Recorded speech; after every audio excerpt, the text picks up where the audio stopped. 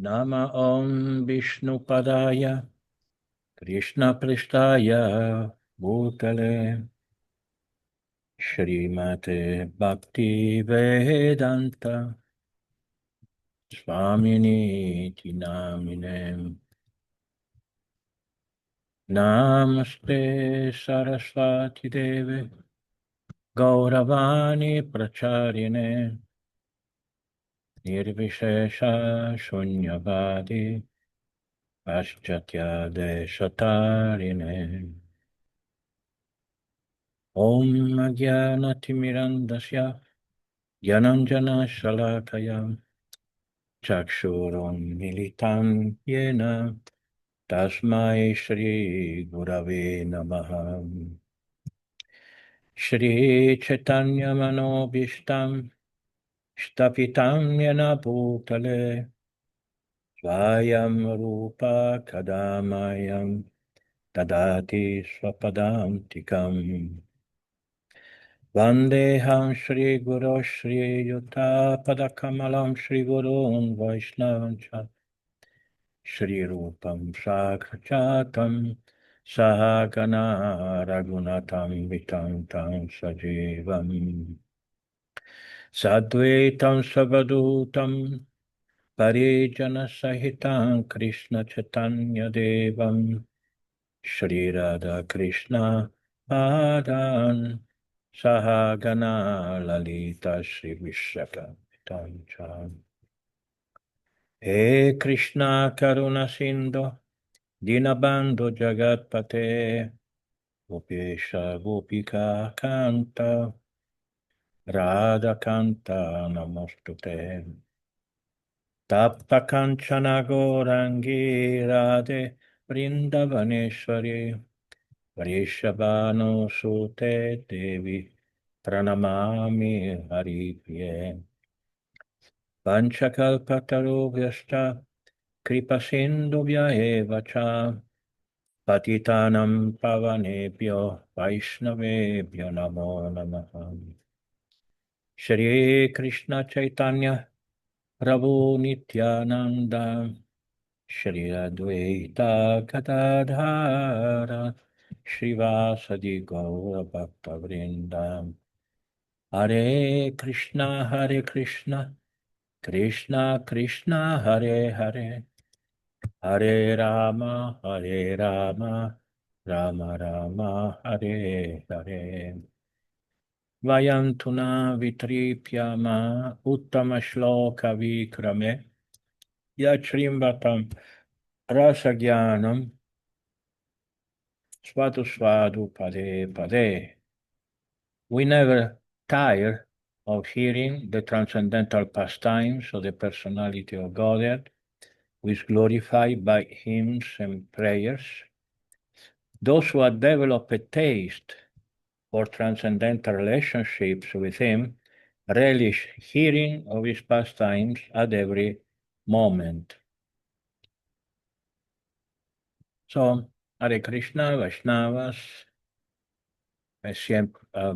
it's always a great pleasure to see you. You too. Abby is not visible yet. Somebody else may come after. So today we have few questions. Actually, we have 4 questions. So I think we can start. The first one that is arrived is about Sannyasa. Maybe there was originally a question from Bhaktanarayan from Puerto Rico, and then Yamuna took it and repropose it again. So Yamuna, can you please read the question? The questions, actually, there are more than one. Yes, of course, Gurudev. Please accept my full obeisances. All glory to Srila Prabhupada. This is the question from Bhaktanarayan. Trying to understand the addition to your name of Anachari, I did a search. Then on ISKCON Desire Tree, I found an article with the following explanation. Receiving a title, according to Gaudiya Sampradaya tradition, Vanaprasthas are known as Vanacharis or Gauda Vanachari, just as Grihastras are called Adhikari and Sannyasis Swami or Goswami. Vanaprastha devotees could receive their title depending on the location of initiation. Those accepting entrance into the ashrama in Vrindavana can be called Vanachari, and those in Mayapur, Gauda Vanachari. Outside these locations, the Grihastra title can be left up to the initiating spiritual master. So then he puts a link for us to follow. And the question begins, is the explanation that it's a title sufficient? Thinking about this, I realized I like seeing the title ACBSP after the names of Srila Prabhupada's direct disciples. You had that direct connection, and I think we can have it through you as well. When one of our founder Acharya's disciples is present, one might think there should You be. see, sorry if I interrupt you. I Mhm. I remember the message from Bhattanaraya, but here I have it differently. So Well, it goes on because that was just the beginning, kind of the introduction, because the questions continue. What should we yeah, but junior devote? Yeah. what I meant is that maybe you should ask me one question at a time. Oh, okay. You know, All right. so start at the first question you see, just say it.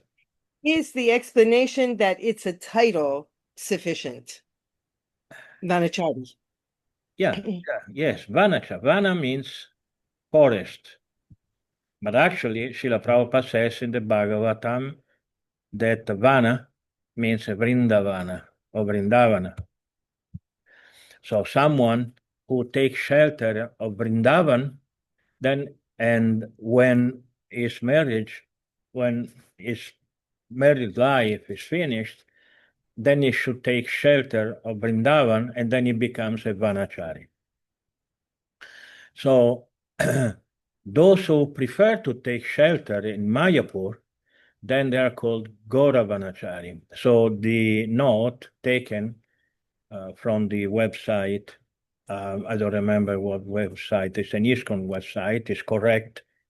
So Vanachari is those who take shelter in Vrindavan, and Gauravanachari, those who take shelter of Mayapur, Shri Mayapur Dham. And yeah, so Govinda. Yes, Hare Krishna Guru Maharaj. I, at least within ISKCON, I've never seen that Gauda Vanachari. I don't know if, yeah, I don't, maybe this, yeah.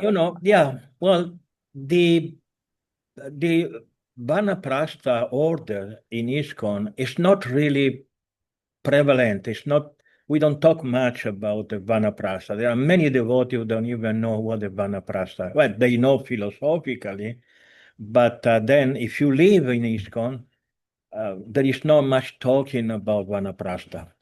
You go from Brahmachari to Grihastha, and basically you go to Sannyasi. This is what happened. So there are devotees now who are Vanaprastha. We have a few Vanachari or Gora Vanachari in ISKCON, but they don't. There is no. I think I know two or three of my god brothers who are as old as I am, who put Vanachari at the end. But then, the name becomes very long. Most of them they just forget about the Vanachari or the Vanaprastha.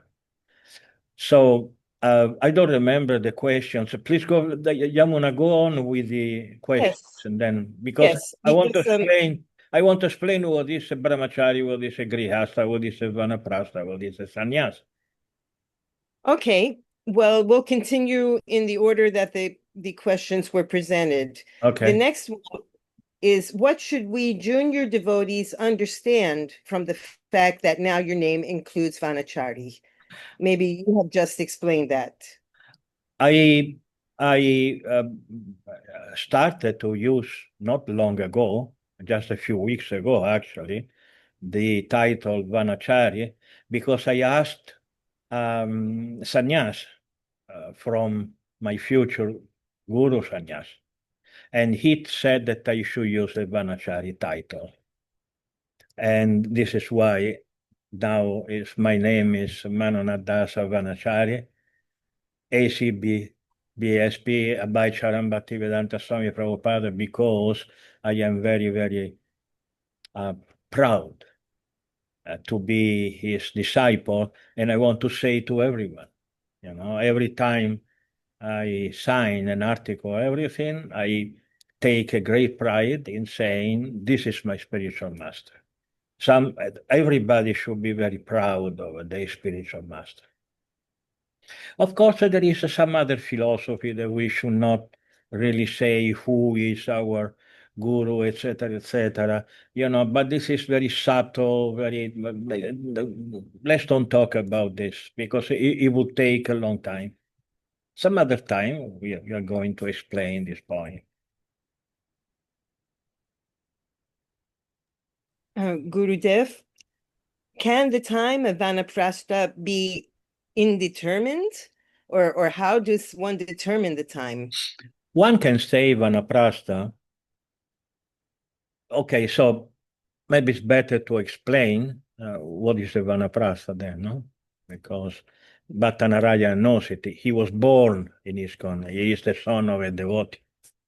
So he perfectly knows what is a Vanaprastha.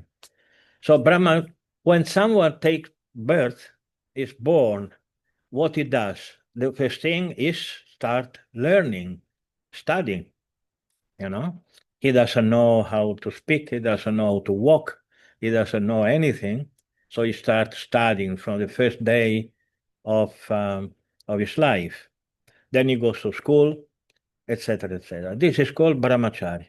Brahmachari is a student.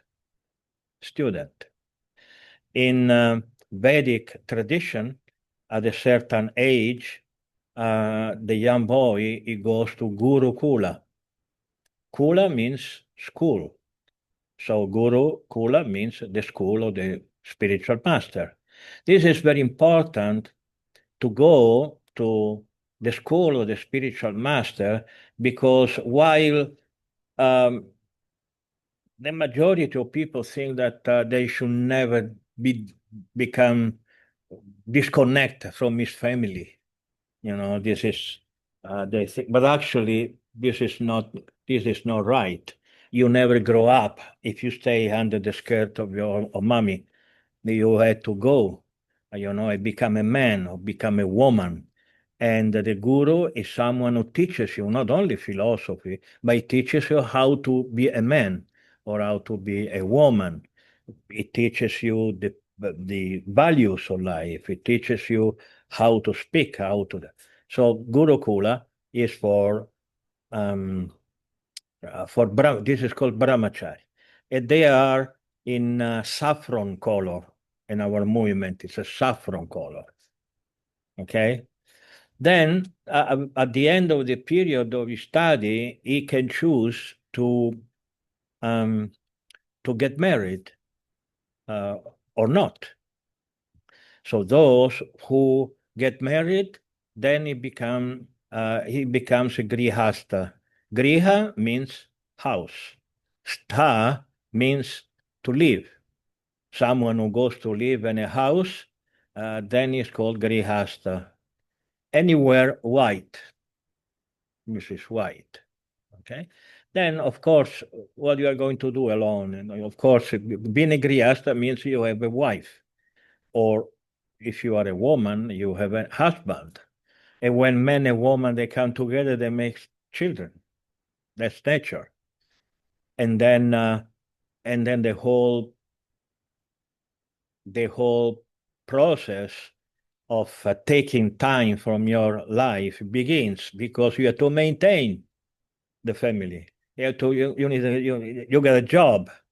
And then when you come back, your wife says, "Oh, you're never with me, and you got to get out. You got to go shopping.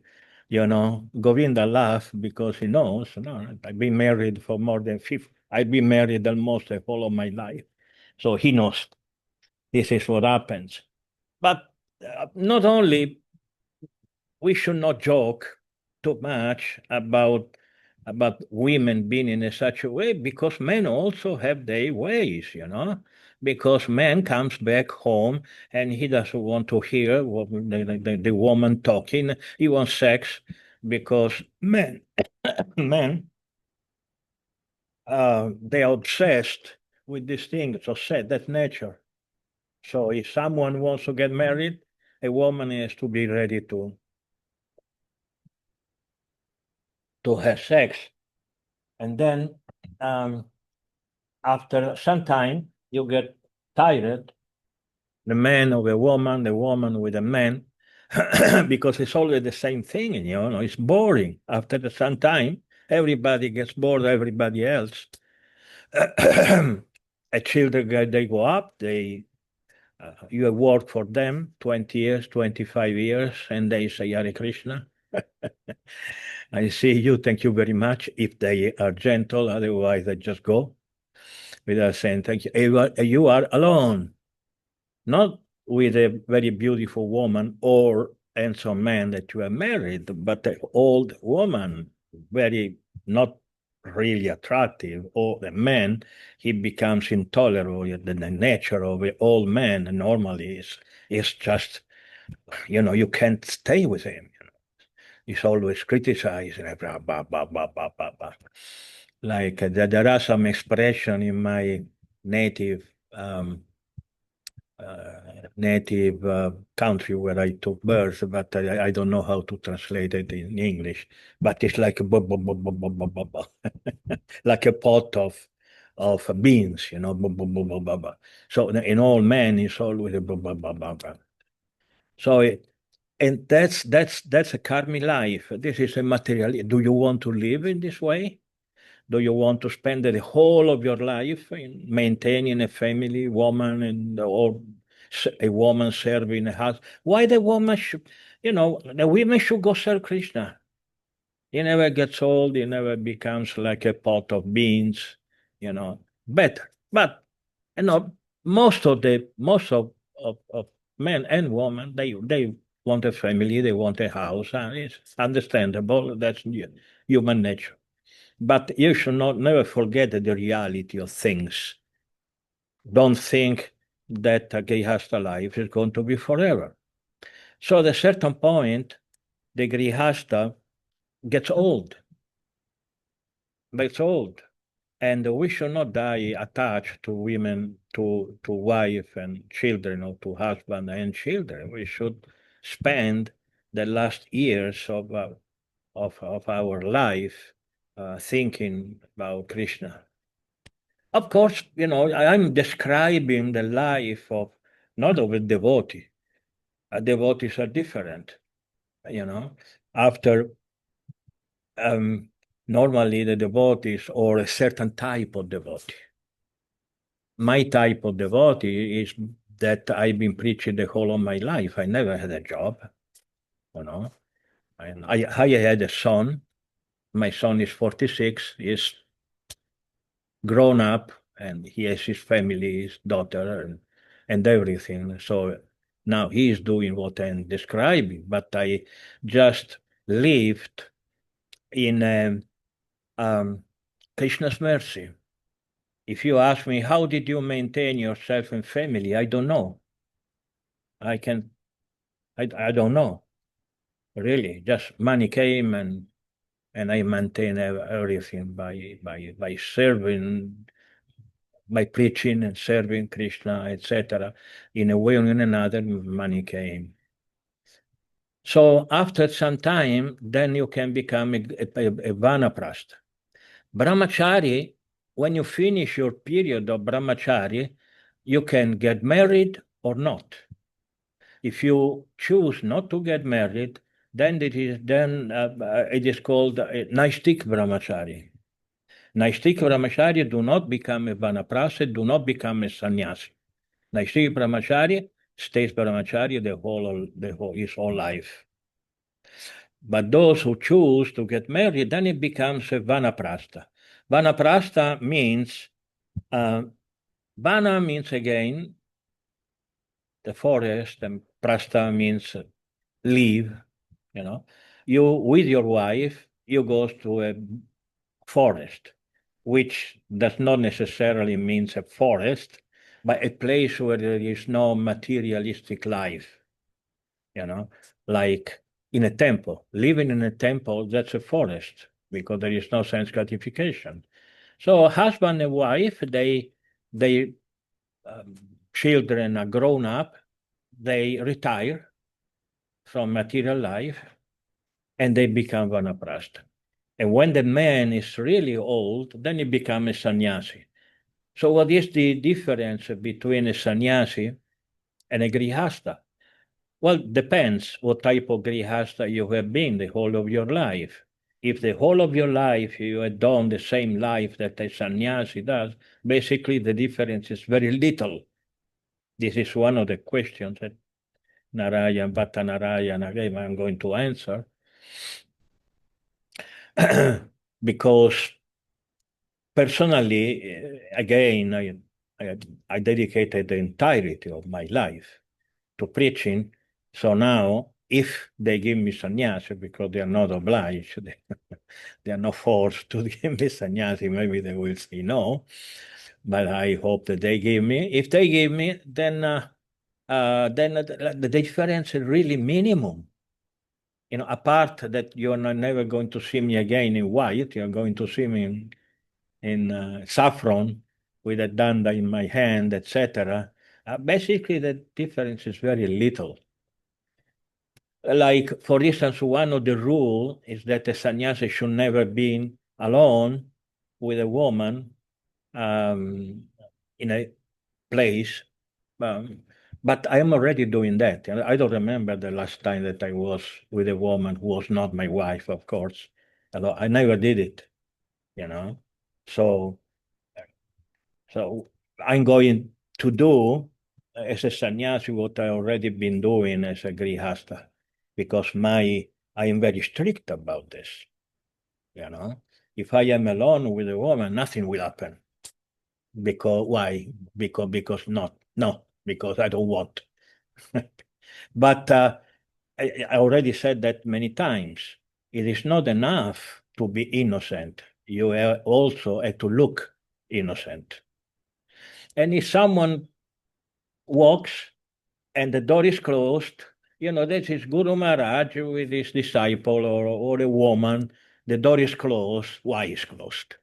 Then you start a speculation, and you can lose your reputation. And for a preacher, reputation is very important, because if you don't have a good reputation, nobody listens to you. So the very serious preachers had to be very wary, had to be very wary about concern about his association with women.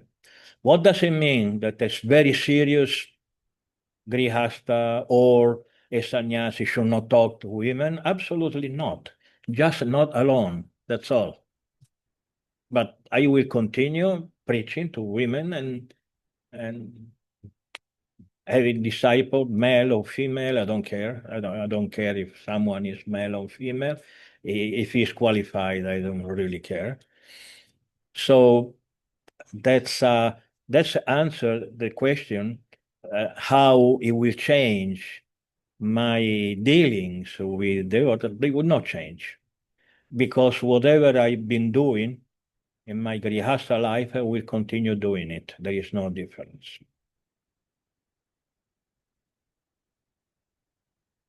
Yes. Guru, I just have one thing to add on to that question. It's basically all the same question, but you mentioned that if you are accepted as a sannyasi, and I just want to know, and so does everybody, what are the requirements, and how do you know if you are ready?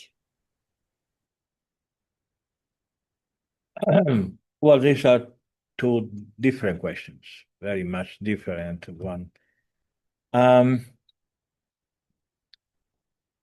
It is very difficult to answer. Let's start from the second question. How do I know if I am ready or not? Because after, if I decide if I am ready or not, the others also have to feel if I am ready or not. Because I am not alone, I am not a devotee walking around Vrindavan, and I can take initiation tomorrow, sannyas. I just go to a sannyasi and he gives me sannyas. That's all, finished. But no, I am part of a movement, the movement of my spiritual master. There is no reason in this world that I will leave ISKCON, my spiritual master movement. So in ISKCON, there are rules and I want to follow them. Okay? So considering that I am 70 now, I'm 70 years old. Maybe my face does not say so, but I'm 70. I've been a devotee since I was 18. I have no wife. I don't even know where she is. Basically, I know that she is in Italy and she doesn't need me spiritually nor economically. My son does not need me. He's actually quite well-being economically. He has a very beautiful family and a wonderful daughter. My granddaughter is growing up, very nice and beautiful and everything. So he does not need me. So and what this is the main thing that pushed me to ask for sannyas. Will people listen to me more seriously as a sannyasi, or if I stay dressed in white? This is the question, the main question. Because everything we do is for the others. We are people who wants to preach. Preach means we are convinced that our life is the best possible life. So we want to give it to others, or no? If you become a billionaire, aren't you going to give some money to everybody? Of course you do. Because we are good people. So we think, we are convinced, we know Krishna consciousness is the best life possible, and we want to give it to others. So when my time came, I thought to Sri Chaitanya Mahaprabhu. Sri Chaitanya Mahaprabhu is also a Supreme Personality of Godhead. So he didn't need to take sannyas, or he didn't need anything. He's all powerful. He could have done the same thing that he did it after taking sannyas. He could have done it anyway. But he took sannyas. He took sannyas. Why? Because of preaching. Because if you are a sannyasi, people take you more seriously. I'm sure that my disciple won't care if I am sannyasi or a grihastha. I'm sure that they care very little, if nothing at all, you know. But I guarantee you that most people cares, because dressing in white, what are you going to do tonight? You are going to be alone in your ashram? I remember that. I remember one time, a long time ago, maybe 40, 45 years ago, there was one of the first ISKCON gurus, which I will not mention the name. And he was a very handsome man, really. Women, they were crazy about him, and he, and one time, one lady asked him, he said, who are you going to sleep with tonight? And so if I am a sannyasi, I cannot sleep with anyone, even if I want it, because I'm never alone. So I think that for my preaching, the little preaching I can do means writing my books. And if my health recuperates, I can travel again. I can visit you wherever you are. I can come back and in the States and in Puerto Rico and travel in Spain and travel all over, maybe once in a year or once every 2 years. I surely want to do that. It's just a question of body. Can I make it? I arrived, I don't forget I arrived in India in a wheelchair. I couldn't walk when I arrived here. 8 months ago, I arrived because one of my wonderful disciples, Madhavendra Puri, took me physically, I could say, he took me physically. He put me in an airplane. He came with me from Santo Domingo to Brindavan, pushing my wheelchair. And for the first month or 2 months, I couldn't walk. I had a stick in one hand and the other hand on his shoulder. I was walking like this with Madhavendra Puri being the second stick. So my body now is way better. I can walk. It's dangerous for me to go down the stairs. Going up the stairs is hard, but it's safe. But going down, because my knees can give in any moment. If I give in, I fell down the other day. I have one knee hurt, etc. So, but it's going to be better, and I'm not so old. I'm not 90. I am sure I have a very good doctor. I'm sorry to talk so much about me. We should talk about Krishna, but yes, in the future, while I will travel and come to visit you. And of course, I want you to visit me because I am in Vrindavan. I am not in San Juan, I am in a better place. So, yeah, what else in the questions?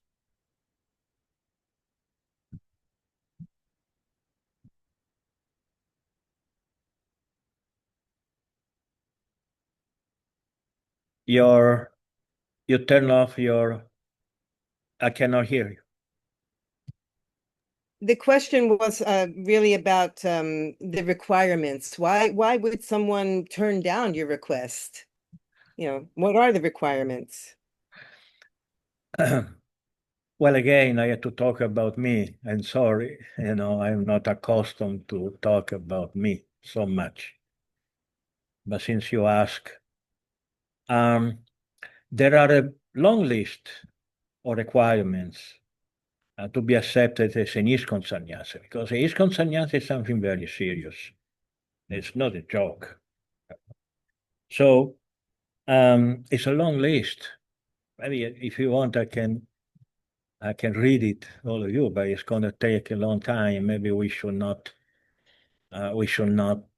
Basically, right now, the only obstacle I personally have, which one is that, Otherwise, I have all the recommendation of the temple board in Brindavan. I have gurus and sannyasis recommending me, and I have no problem whatsoever. I could take it. And being 70, if you ask for sannyasi when you are 35, you have to wait for 5 or 10 years.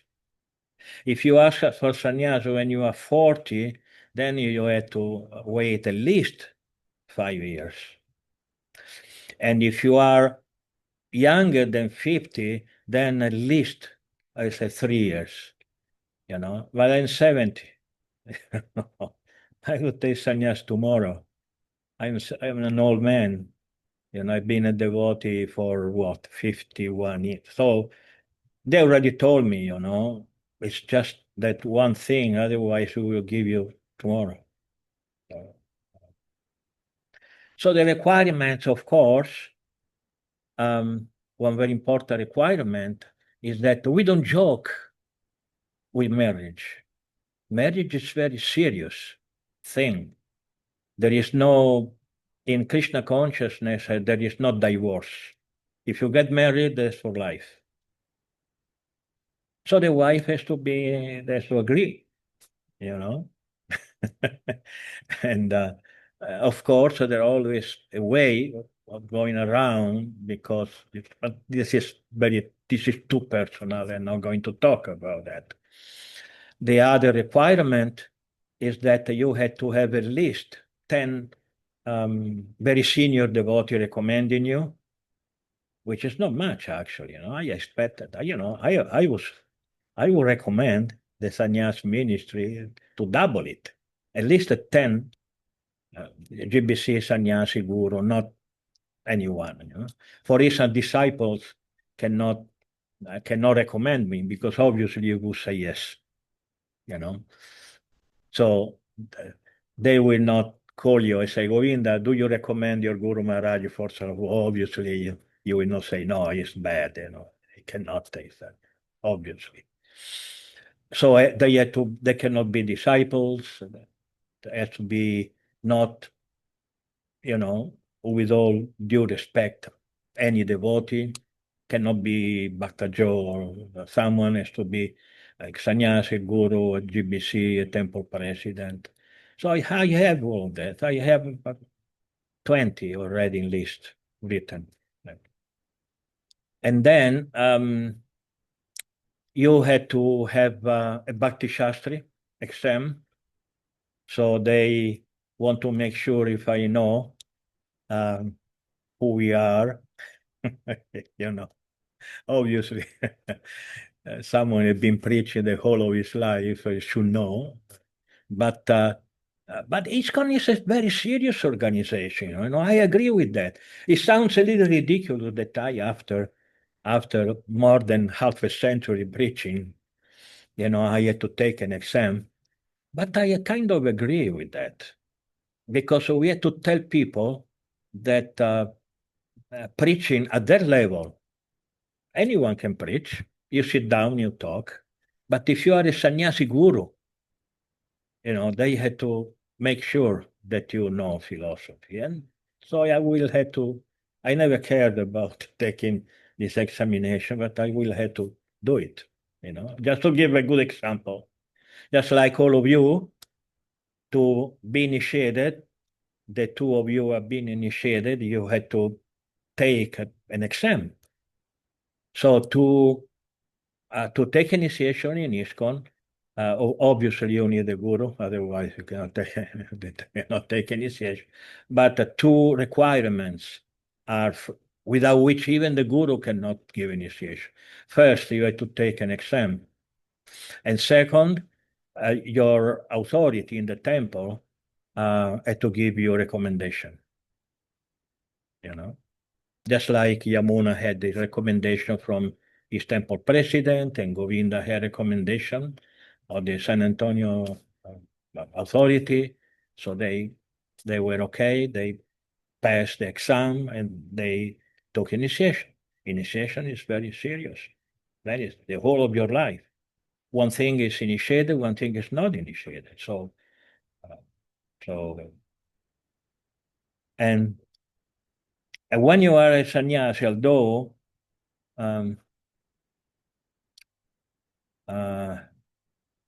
yeah, obviously, when you are a sannyasi, people ask you to take initiation more than if you are a grihastha. It's just something in their psychology. They think that the grihastha is less than a sannyasi. It is correct to think in that. I don't know. I never thought about Srila Prabhupada as a sannyasi. I didn't care if he was a sannyasi or not. I didn't even, when I took initiation from Srila Prabhupada, I didn't know what a sannyasi was. I didn't know that he was a sannyasi. He was just Prabhupada. You see? So, but nowadays I can see that people love the Tridanda, the color of and I although I may agree or disagree, I may criticize as being a little childish or not, still I had to accept that this is what people want. So Sri Chaitanya Mahaprabhu took a sannyas. Well, because in this way, he was most respected. Did he need to take sannyas? Again, did he need to take sannyas to be respected? Obviously not. But people, he was facilitating people to respect him because a sannyas is more respected than anyone else. Then he took sannyas. before they were criticizing him, actually. When Chaitanya Mahaprabhu was meditating and reciting the names of the gopis, he was reciting the names of the gopi over and over. So the people, his student, because he was a teacher, so was criticizing him because they thought, oh, he's singing to women. Because, Lalita Vishaka, Champakalata, this in India is normal. You walk in the street and there are women called Lalita. It's a very common name. It's like a Jane or Mary in the States. So they were thinking that he was meditating upon women, and that he got very angry because there was an offense to his sacred meditation. So he said, no, I had to take sannyas. He was married. He had a wonderful wife, a wonderful mother. His father also already left, passed away, etc. But still, without saying anything to anyone, one night in January, he just went. And he went to Katwa to take sannyas on Keshava Bharati. That's the main reason for the ISKCON devotee, the senior preacher, to take sannyas, I guess. Of course, I have some other personal reasons, but it's just personal. But the main reason is that you can do better as a preacher.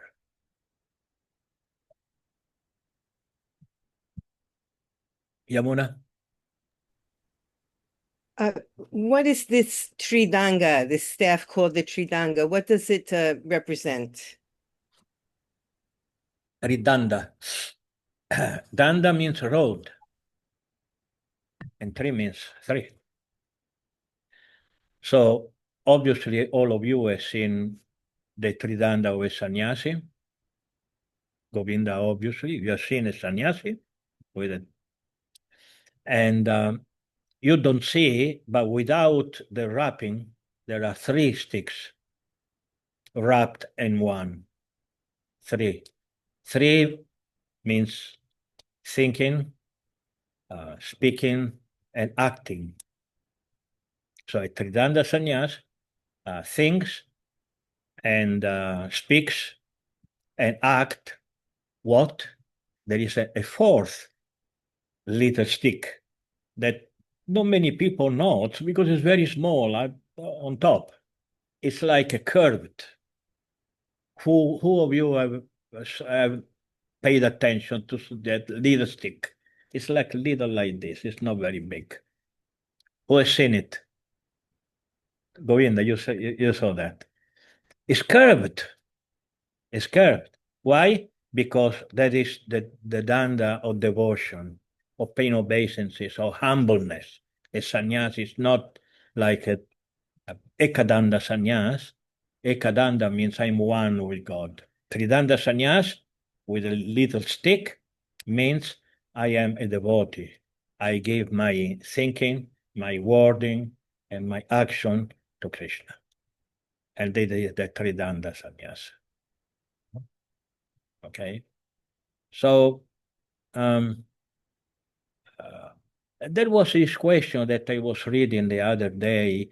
If someone in a white dress like I am does the same lifestyle of a sannyas, what is the need of taking? Well, I already explained, people like more sannyasis.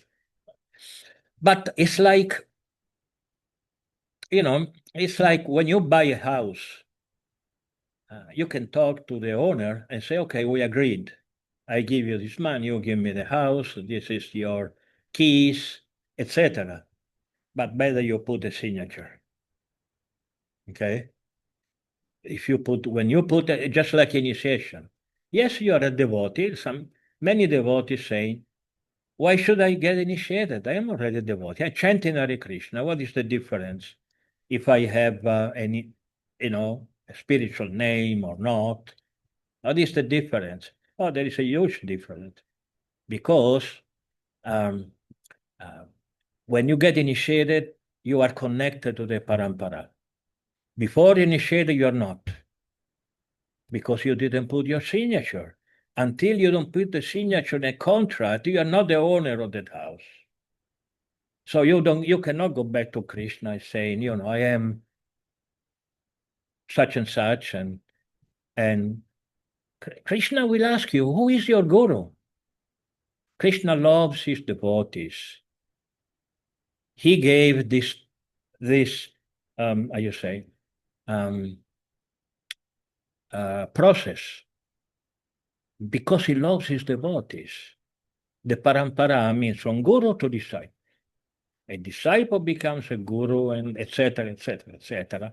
Me, thousands of years. We don't take initiation from Madhvacharya, like there is a very perverted philosophy today. You say everybody can be Prabhupada. You cannot.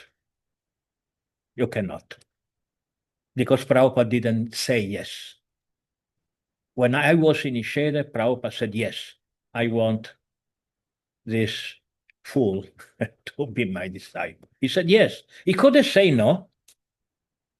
Sometimes the devotees say, yeah, but Prabhupada would always say yes to everybody. No, no. When you two asked me for initiation, was I free to say no, or I was obliged to say yes? Govinda, did you force me? Did you use a gun to No. make me accept? Could I have said no? Of course, Yes. I could have said no. And this is the parampara. Parampara means from guru to disciple. Disciple becomes a guru, and the disciple is free to say yes or no. This is how it works. Otherwise, I could say, yes, I am Chaitanya Mahaprabhu disciple. Rupa Goswami, my godbrother. That's not good. Okay, so I think more or less my answer your questions, or there are more? Ananta Well, we do get Shila Prabhu? in. Yes, you can. Hare Krishna, Hare Krishna Prabhu, yes. por I- favor, acepte mis reverencias. Yes. ¿Puedo preguntar en español? Batinebi, do you know Spanish? No? Okay, the pregunta en español, and después Govinda can resume. Yeah. Do you Can- understand?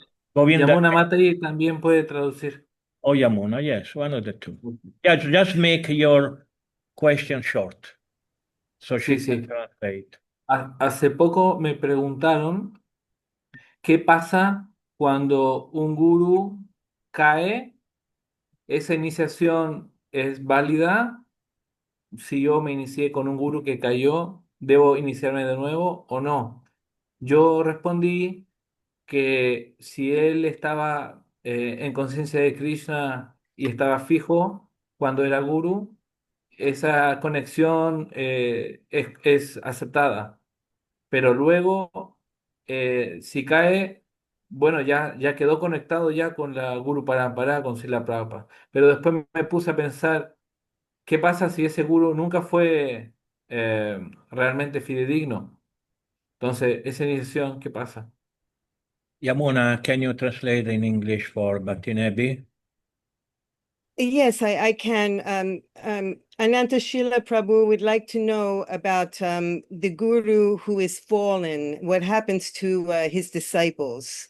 Are his disciples still considered disciples, even though their guru is fallen? That's the basic question. Yeah. Yeah. Yeah, it was a little more, but okay.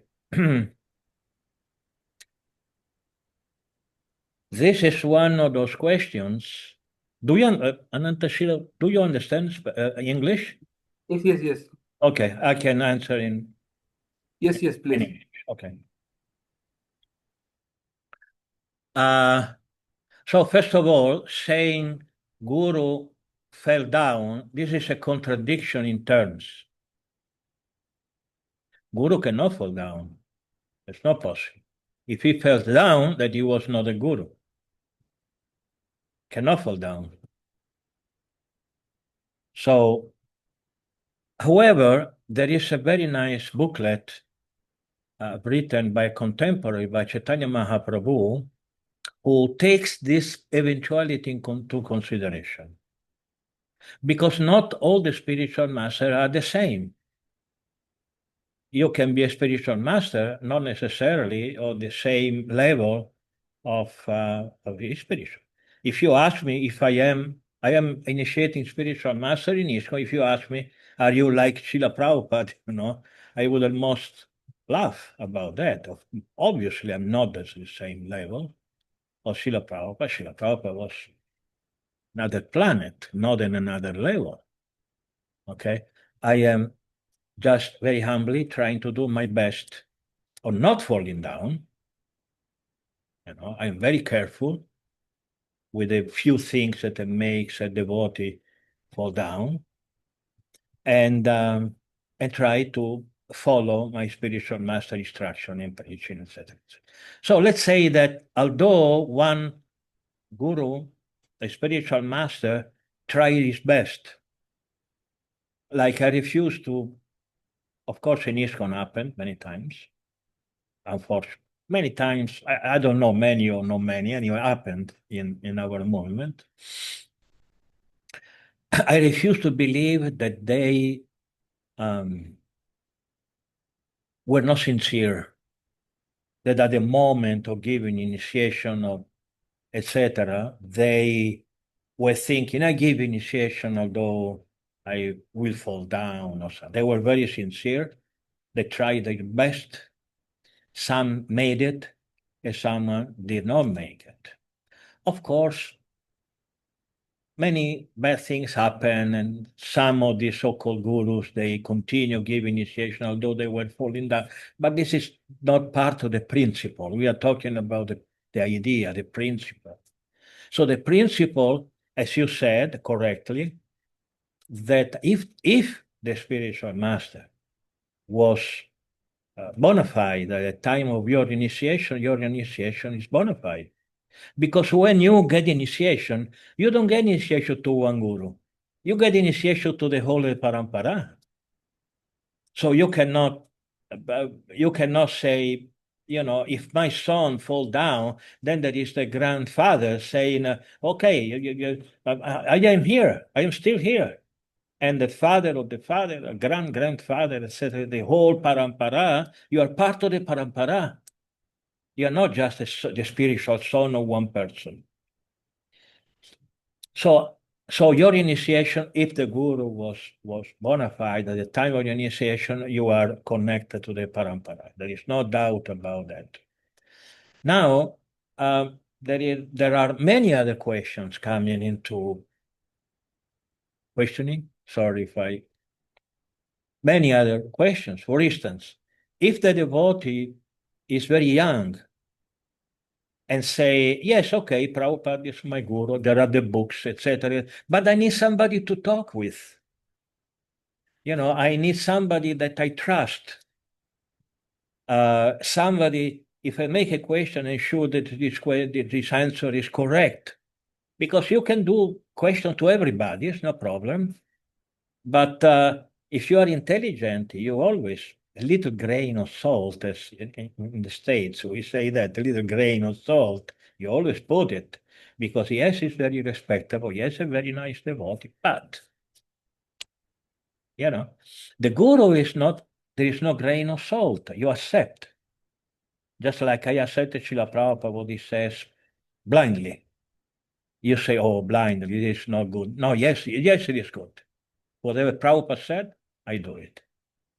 If he does something, if he says one English word wrong, well, in my opinion, the English literature has to change and not him. This is no fanatism. This is a spiritual. This is spiritual sensitive feelings.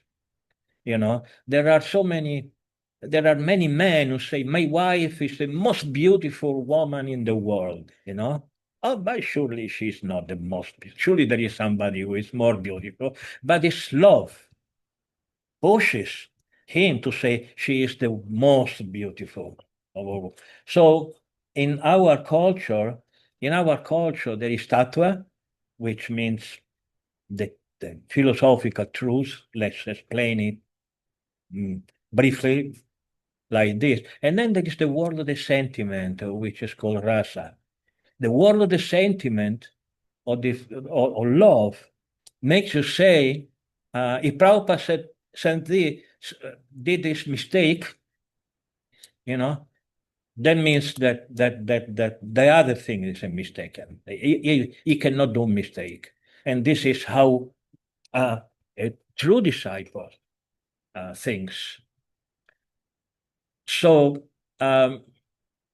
so going back to the point of the very young devotee whose spiritual master fell down, and your faith obviously shaken, obviously, because you have worshipped a person who revealed himself to be just a man, and then you can in ISKCON you can take a Shiksha Guru.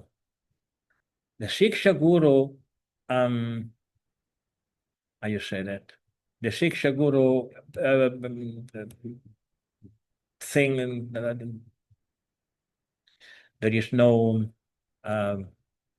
somebody help me to find the right institution. The Shiksha Guru institution ISKCON is not enough understood and enough practiced, but it is there in the law book of our GBC. It's there. But the devotees, they take seriously only when they have their fire ceremony. And everything else is just, okay, thank you very much. But, you know, I want a fire ceremony. I want to change my name. And that's it. That's the guru. But if your guru fall down, maybe you should take a Shiksha Guru. But in the case of a devotee who is very senior, his guru fell down after 20 years or 30 years that you have been initiated with him, then maybe you don't need, maybe, I don't know, it's a very private and personal thing. Maybe you don't. My spiritual master disappeared. Srila Prabhupada disappeared 3 years after I was initiated. 3 years. I never took a Shiksha book. Why? Because his books were just so unbelievable. How you say that? Unbelievably powerful in my mind, in my heart, that I never felt the necessity for someone to explain it to me because I could understand everything he was saying. So why should I take a god brother? Because this is something very important. You know, this something very important to consider. God brothers are brothers. You never take seriously brother. Brother is your friend. You know, it's not your guru, it's not your father, it's not your spiritual father.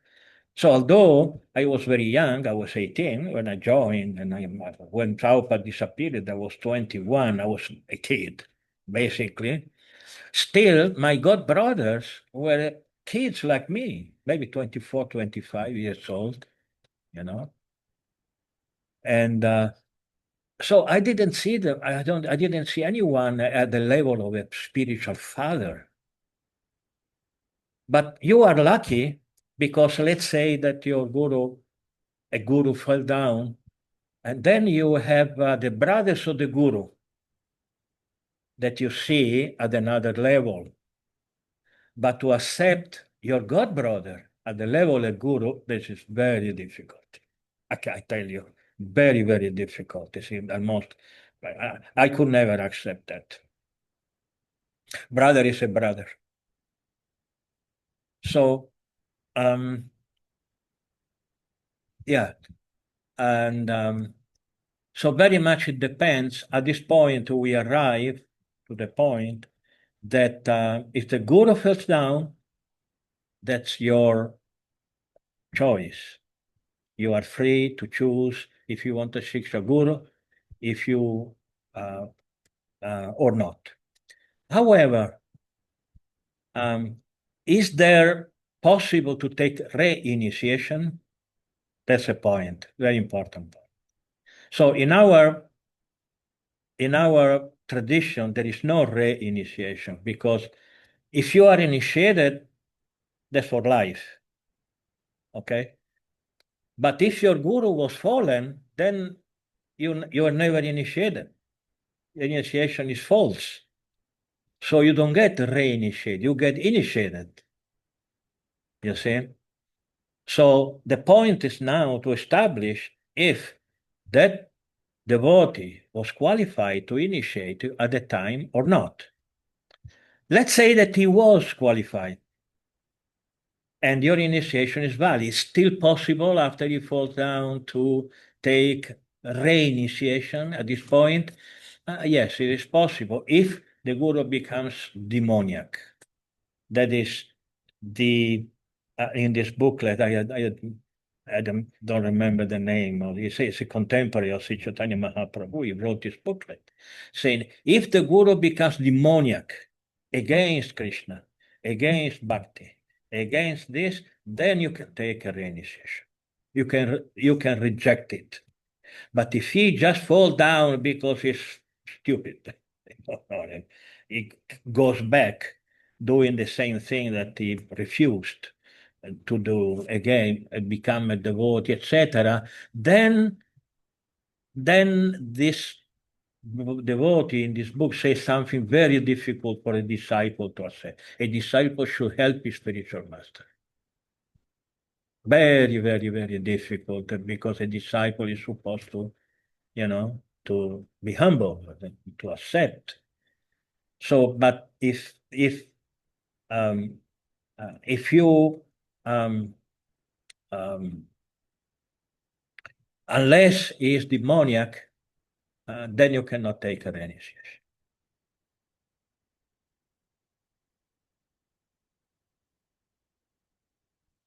Govinda?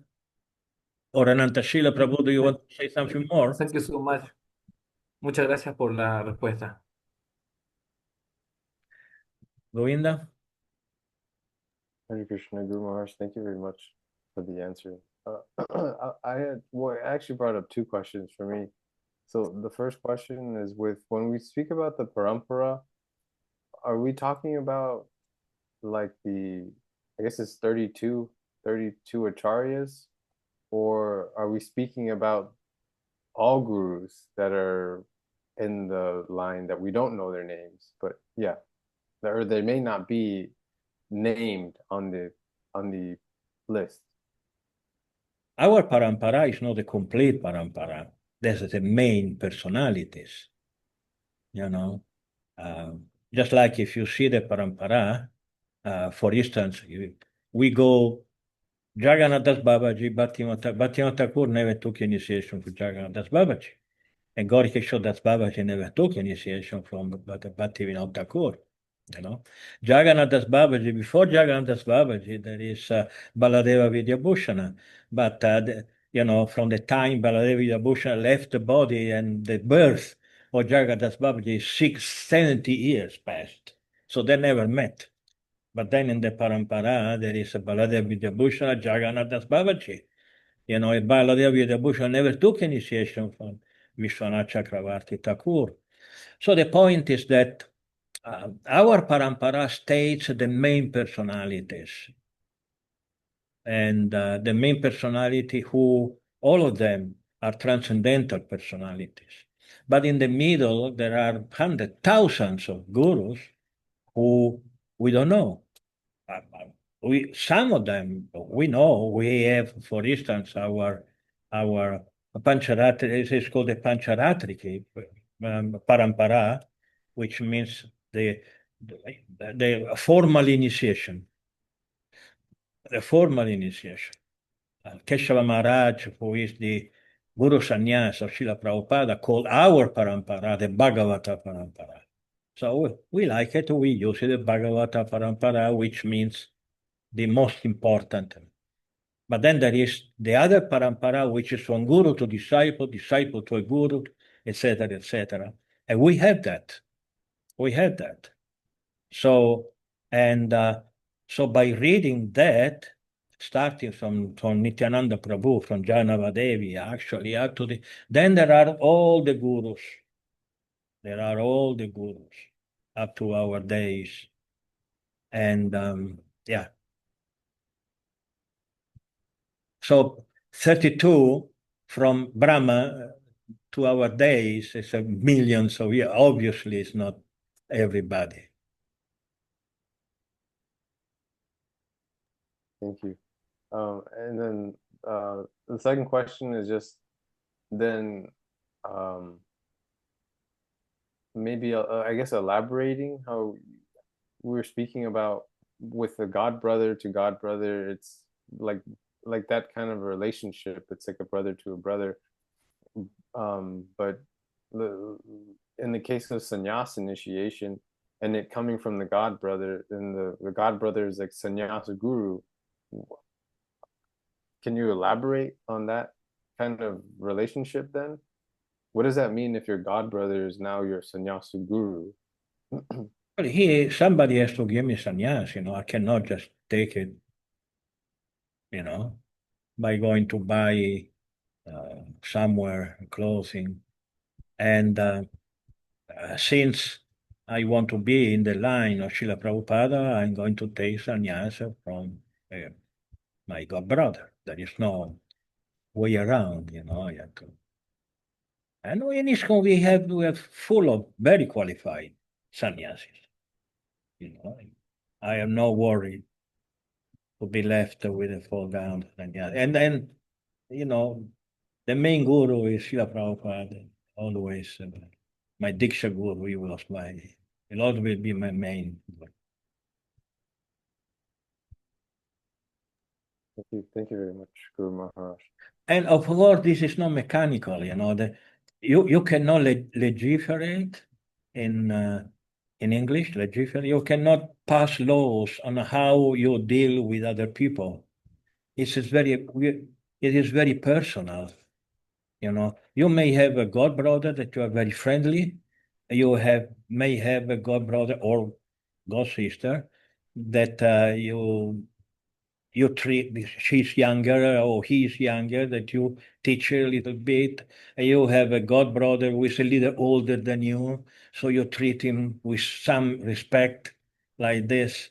You cannot write all the rules and regulations of how you treat everybody, because you can write a book of million pages. Every relationship is unique. There are God brothers that I think that they are definitely more advanced than me. There are God brothers. Well, I'm supposed to see everybody is more advanced than me, but technically, God brother younger than me, or I've not been preaching as much as I did, so I have a different. If I meet a God brother with a beard, with a long hairs, and he doesn't chant any round, obviously I am going to respect him, but his respect is not equal to a God brothers who have been preaching and been staunch, devotee for all his life. Obviously, it's different. It depends.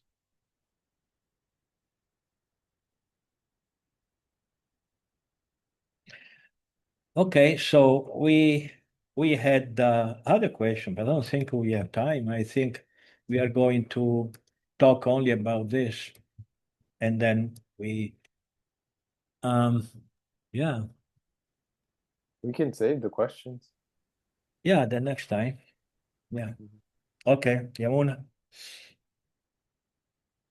Well, I wanted to add one more question. There are two more questions in the chat, but one of the questions, since today is Nirjala Ekadasi, I wanted to add the last question here where it says, Hare Krishna, Guru Maharaja, my obeisances. I hope you're well.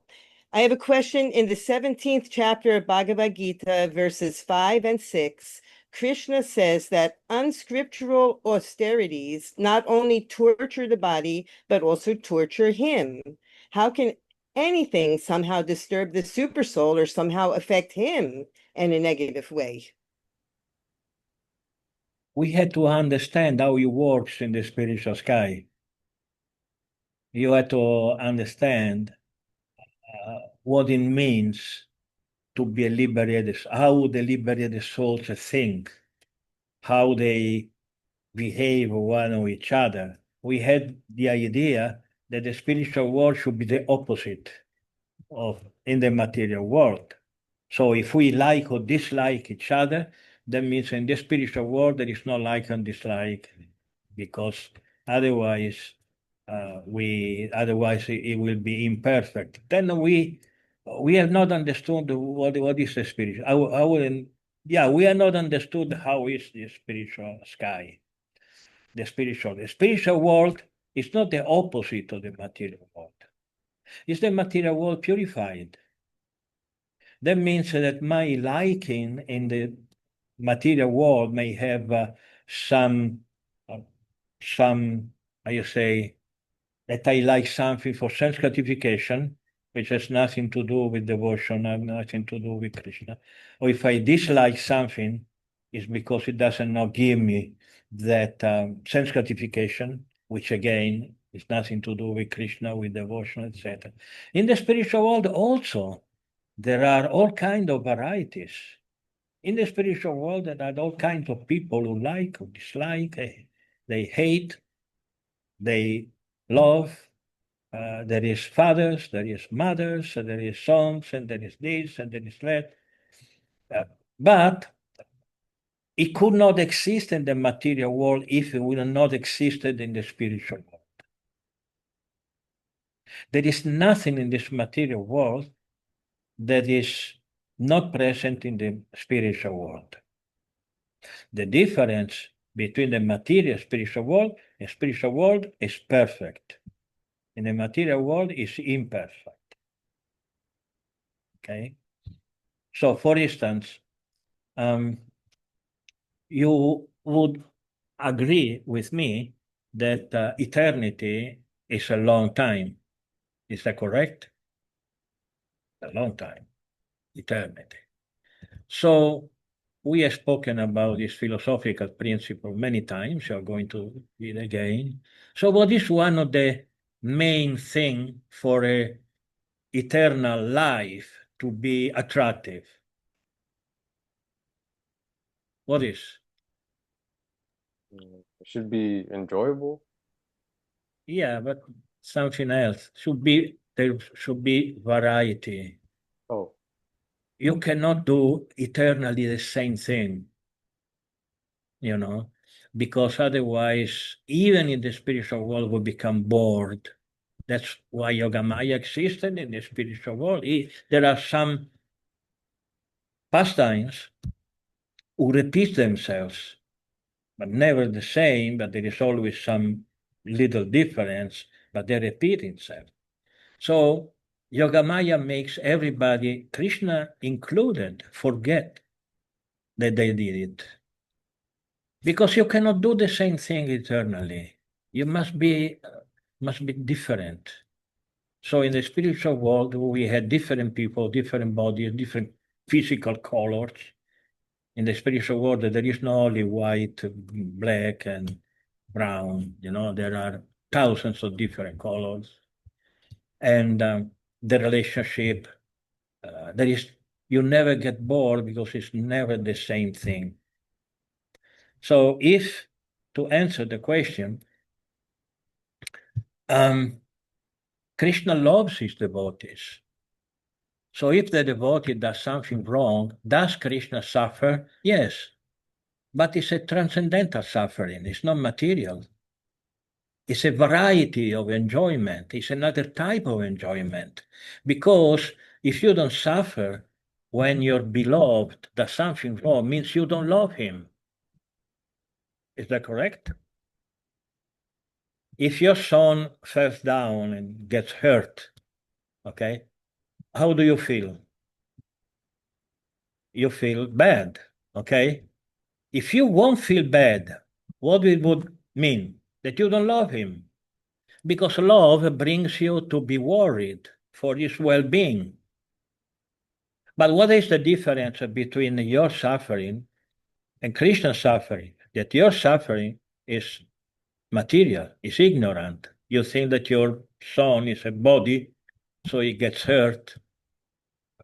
But Krishna's worry about his devotee who is not doing what he needs to go back to the spiritual world also is a suffering, but a transcendental suffering.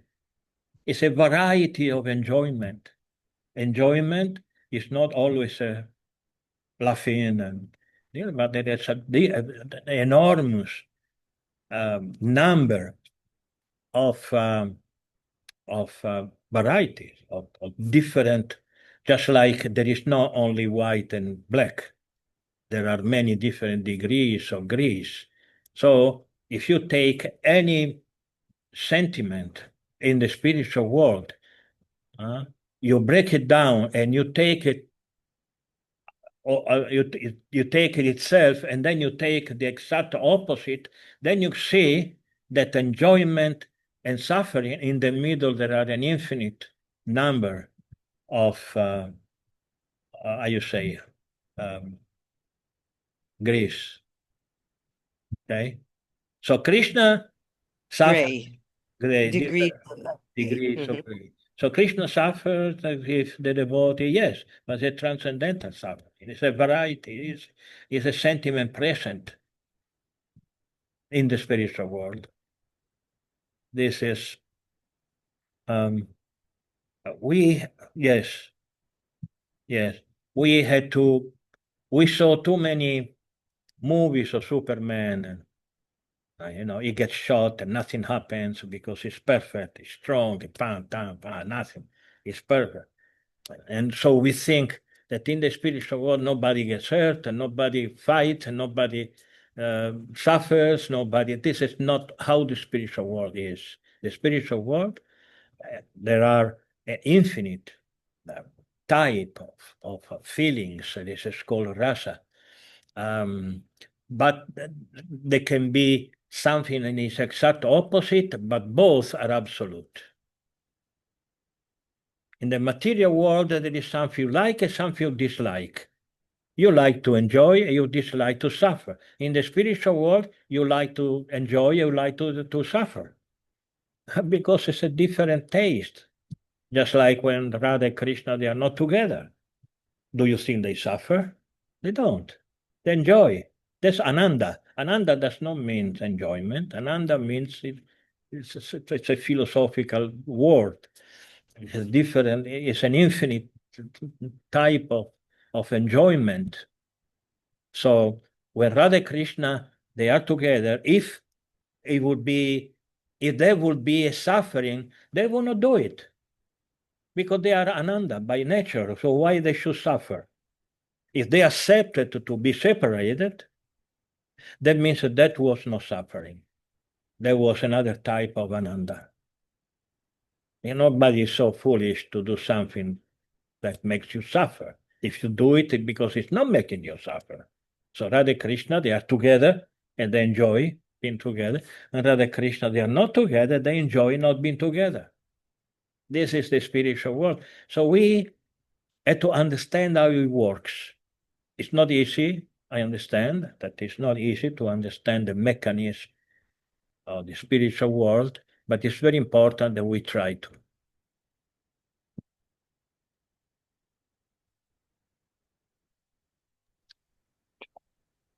Gurudev, can I add a question onto that? What about the austerities such as Nirjala Ekadasi? What if one is doing it at a moment that is not, we're not told to do it scripturally? Does that have, what are the difference? Is there, any different effect or any reason why we should or shouldn't? In the first canto of the Srimad Bhagavatam, there was a conversation between Narada Muni and Vyasadeva. All of you have read the first canto. What was one of the main points by Narada Muni? What was one of the main points? Narada Muni said to Vyasadeva, you have written a lot. You have written there so many things, so many rules and regulations that are good for different people, for different ages, from different yugas. You do one thing, in another yuga, you do something different. Now we are in Kali Yuga. If we don't explain to the people in Kali Yuga what they should do, they will get crazy. They will not understand the Vedas. So Narada Muni is saying to Vyasadeva, you did a very good job, but at the same time, you have not explained clearly the most important thing, which he pointed out about Krishna's pastimes, which Vyasadeva is going to explain in the 10th canto. But not only the 10th canto, because Vyasadeva did not jump to the 10th canto. That is one of the criticisms of some people, that they want to enjoy Krishna. They don't want to serve Krishna. They want to enjoy Krishna. So they go to the 10th canto and they don't care about the other 9. But Vyasadeva wrote 9 cantos before going to the 10th canto. And if you read the other 9 canto, you understand why Vyasadeva wrote it. Because the 9 canto are meant to make you qualified to understand the 10th canto. If you don't understand the enormous quantity of philosophical principles that Vyasadeva writes in the other 9 canto, then you don't understand. So but then, how do we do? Let's say that we don't have a guru. What do we do? Do we follow Ekadashi? Don't we follow Ekadashi? Should we, since the Nirjala Ekadashi is a Padma Purana, should we listen to the Padma Purana? Because there is no Nirjala Ekadashi in the Srimad Bhagavatam, which is a Bhagavad, it's another Purana. There are 2 Puranas. Which Purana should we follow? The Bhagavatam, the Srimad Bhagavatam, there is no Nirjala Ekadashi. What should we do? Then, the same principle that Narada Muni taught to Vyasadeva, we should apply it to our life. And that is the guru. The guru will tell you what you should do. What part of the scripture you have to take and what part of the scripture you don't take it. Maybe you never have to take it, and maybe you don't take it now because you are too neophyte, and maybe you will take it in 10 years. So that's why our formula is a Guru Shastra Sadhu. Guru Shastra Sadhu. You cannot understand Shastra without the Guru. You can't. It's the Guru who teach you what Shastra you should study, how you should study it, what part of the Shastra is good for you now, what other part of the Shastra will concern you in the future, and like this. So Guru is fundamental in our.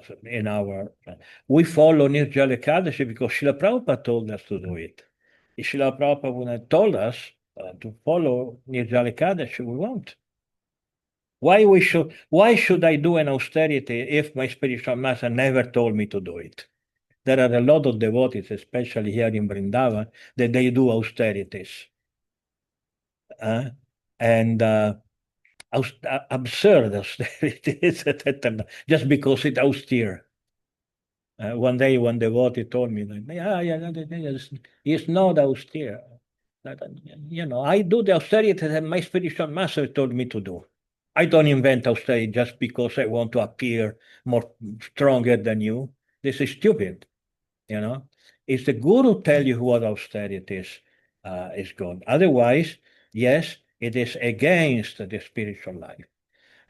What is good for spiritual life and what is against spiritual life? Against spiritual life is something that goes against your guru.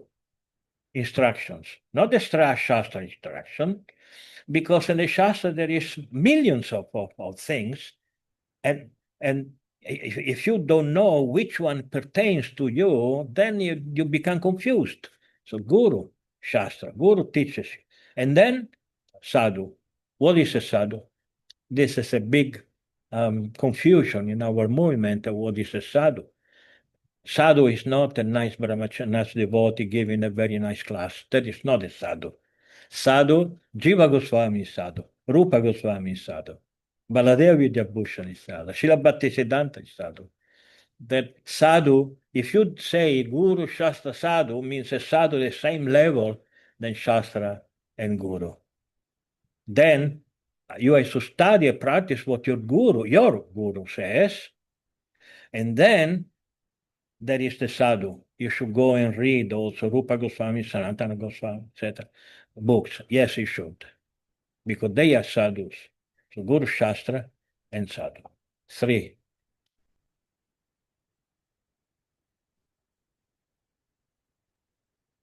Excellent explanation, Guru Maharaja. Thank you so much. The questions and answers today have been remarkable. We're so glad to have you here with us, and we look forward to our next session, which would be in 2 weeks, I believe. Yes. Yes? Yes, we can do. And just to, we stopped our Spanish video classes just because nobody's organizing, and you two organize the English, so we continue. And we have hundreds of people who look, watches after. But if the Spanish-speaking devotees wants to start again, maybe eat one every 2 or 3 weeks. Maybe every week is too much. Too much Krishna consciousness. It's not good for your health. So anyway, all right. So I think we finished. If there is no other question, if there is a last one, otherwise we finish here. Okay, thank you very much. And Hare Krishna, muchas gracias. Hare Krishna Prabhu. Where do you live? In Santiago of Chile. Where? In Santiago of Chile. Chile. He was in Puerto Rico for a long time. That's how we know each other. Oh. Yes. With my wife, Dana, is here. Oh, Hare Krishna. No tuve el placer de conocerlo. Yo viví en Puerto Rico muchos años de mi vida, 15 años. So, Wow. no habíamos encontrado, ahora nos conocemos. Son siempre bienvenidos a venir a nuestro Una vez estaba madre Madhava Priya conectada en el Puyari y ahí yo saludé. Haribol, dije. Okay. Sí. Bueno, para terminar entonces, terminamos en español porque we should let's finish in English because there are people who will watch this video. So next time we are going to talk about self-realization. We received very nice question about what it means to be self-realized. How can one be considered self-realized? What is the qualities of self-realization? At what point? It was a very nice question, but we got carried away by the other topic. So next time, in 2 weeks, and then there is the Krishna disturbed. Then there is the other question about the intensity. I already kind of I answered this question. There was one writing by Srila Bhaktisiddhanta Saraswati, Goswami Maharaj, and he he taught us, he had a very strong feeling. Actually, let me read what he said, because this is very strong, you know. And if someone is not a devotee, maybe does not appreciate the things that we are fanatics or things. We are all senior devotees. Srila Bhaktisiddhanta said, because we have to understand that we live in another world, entre comillas, no? We have embraced another type of how you say, another type of there's no- Culture? the type of culture, yes. So a culture brings many things into play, like a different type of sentiments. You know, we don't go in ecstasy for our football thing or for women or men or a singer or like this, but we have sentiments. And Srila Bhaktisiddhanta said, and we close with this, if in order to carry out the command of the Vaishnava Guru, I had to be arrogant or brutal or suffer eternal damnation, I am prepared to accept such eternal damnation and even to sign a contract to that effect. I will not listen to the words of evil people in place of the command of Sri Gurudeva. I will dispel with indomitable courage and conviction the thought currents of the rest of the world. Maybe it's meaning this has been translated into with Google Translate. It's bad because I had it in Spanish. Relying on the strength derived from the lotus feet of Sri Gurudeva, I confess this arrogance. So it is very important to understand how not only how such a great sadhus and pure devotees they teach philosophy, but also how they feel, what is their principles, their loves, the way they love, who they love, and how they love. This is very important. Okay, that's it. Thank you very much. Hare Krishna. All glories to Srila. Jai. His Grace Jai. Manonatha Dasa ki jai. Jai.